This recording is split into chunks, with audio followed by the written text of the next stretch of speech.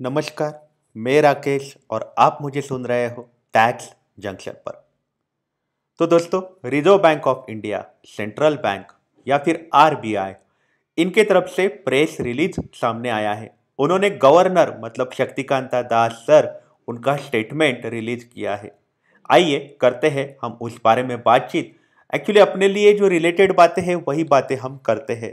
तो सबसे पहले यहाँ समझ में आता है कि रेपो रेट जो है वो 4% वैसा का वैसा रखा गया है। रेपो रेट में बदलाव नहीं है, इसका मतलब आपको जो भी लोन लेने तो लोन के ब्याज रेट में कोई बदलाव नहीं होने वाला है। उल्टा अभी फिलहाल तो फेस्टिवल सीजन है, तो इसका मतलब ये होने वाला है कि आपको ब्याज जो है वो कम लगने वाला है। जैसे तरह तरह के देश की बैंकें हैं, आईसीआईसीआई हो, एचडीएफसी हो या फिर बड़ी बड़ी बैंकें, यूनियन बैंक हो, हर बैंक, स्टेट बैंक हो, हर बैंक जो है वो अभी हाउसिंग लोन के कर्जे जो है उसमें बहुत ज़्यादा कंसेशन दे रहे हैं। और आरबीआई ने भी रेपो रेट जो है वो मेंटेन रखा है। इसका मतलब अब आपको लोन लेना बहुत आसान होने वाला है, सस्ता होने वाला है। ये हो गई लोन की बात। और आरबीआई ने क्या क्या अनाउंसमेंट किए हैं, आइए जानते हैं कि क्या क्या अनाउंसमेंट है। तो सबसे पहले यहाँ पे समझ में आ रहा है कि आरबीआई ने retail digital payment solutions offline mode में लाने का फैसला किया है। मतलब कई ऐसे अपने देश के इलाके हैं जहाँ पे इंटरनेट सुविधा नहीं रहती है, लेकिन आपको ऑनलाइन पेमेंट भी करना रहता है, आपके जेब में कैश नहीं रहती है। तो ऑफलाइन पेमेंट का ट्रायल रन जो है वो हो चुका है, पायलट टेस्ट है वो हो चुके हैं।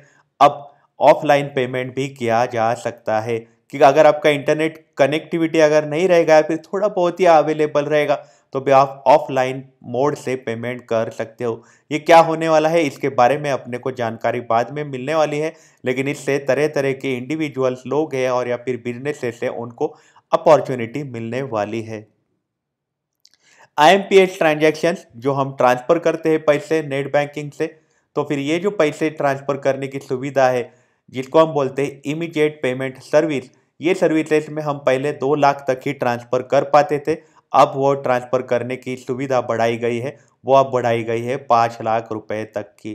ये फैसिलिटी ऐसी है कि 24/7 मतलब कभी भी आप ट्रांसफर कर सकते हो। आईएमपीएस से तुरंत आपको पैसे ट्रांसफर करने किसी और को, तो फिर आपको अब ये सुविधा मिलने वाली है। और इसका लिमिट अब इंक्रीज किया गया है, अब 5 लाख तक के आप पैसे ट्रांसफर कर सकते हो एक दिन में, एक टाइम पे। साथ ही साथ जियो टैगिंग आने वाला है। जो पेमेंट सिस्टम रहता है उसको जियो टैगिंग आने वाला है। मतलब अपने देश में कई ऐसे इलाके हैं जहाँ पे मान लो आप कार्ड स्वाइप कर रहे हो या फिर एटीएम मशीन है या फिर कोई क्यूआर कोड स्कैनर है, वो सुविधाएं जो है वो बड़े बड़े शहर में बहुत सारा ज़्यादा इलाके में वो रहती है। लेकिन जैसे जैसे आप शहर से दूर जाते हो वहाँ पे आपका कार्ड स्वाइप मशीन भी नहीं रहता है, कई जगह क्यूआर स्कैनर नहीं होता है। तो ये आरबीआई क्या करने वाली है, लैटिट्यूड और लॉन्गिट्यूड से देखने वाली है कहाँ कहाँ पर डिजिटल पेमेंट सिस्टम अवेलेबल है और कहाँ कहाँ नहीं है। तो जहाँ नहीं है वहाँ पे आरबीआई क्या करने वाली है, जियो टैगिंग से पेमेंट सिस्टम टच वहाँ पे डेवलप करने वाली है। मतलब जहाँ जहाँ ये मशीन्स लगे हुए नहीं है वहाँ पे ये मशीन्स लगने वाले हैं। जैसे पॉइंट ऑफ सेल टर्मिनल्स हो या फिर क्यूआर कोड से जो पेमेंट नहीं हो रहे हैं, कौन से इलाके हैं उसको ढूंढ के वहाँ पे लगाने वाली है आरबीआई ये नई सुविधा।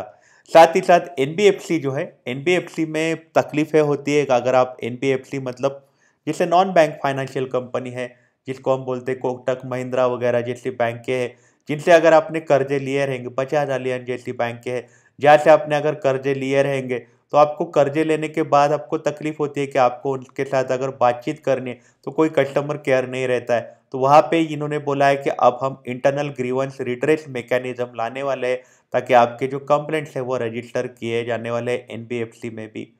आगे ये भी बात सामने आ रही है कि बैंकों ने अगर एनबीएफसी को कर्जा दिया और वो एनबीएफसी ने वो पैसे कर्जे अगर उन्होंने एग्रीकल्चरल या फिर एमएसएमई या हाउसिंग के लिए इस्तेमाल किए, तो फिर हाउसिंग लोन देने के लिए इस्तेमाल किए, तो वो बैंकिंग का जो लोन दिया गया है उसको प्रायोरिटी सेक्टर में काउंट किया जाएगा।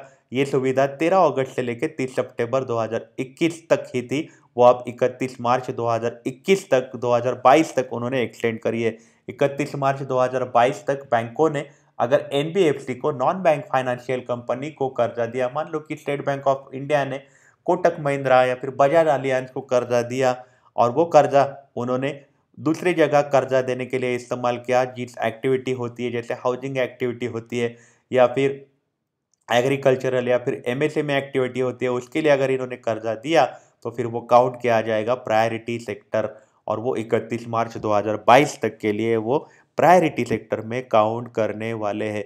तो इसमें इंपॉर्टेंट बात हमें समझ में आ रही है वो है आईएमपीएस ट्रांजैक्शन जो है उसका लिमिट 5 लाख कर दिया गया है।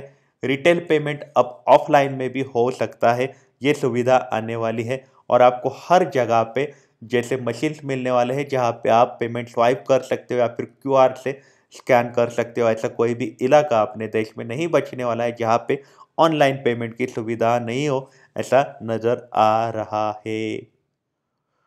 ओह! तो आपकी इस बारे में क्या राय है? हमें आप कमेंट सेक्शन में ज़रूर बताइएगा। आप अपना ख़्याल रखिएगा। अगर काम के लिए बाहर निकल रहे हो तो आप अपने आप को सैनिटाइज़ ज़रूर करिएगा। Take care, have a nice day.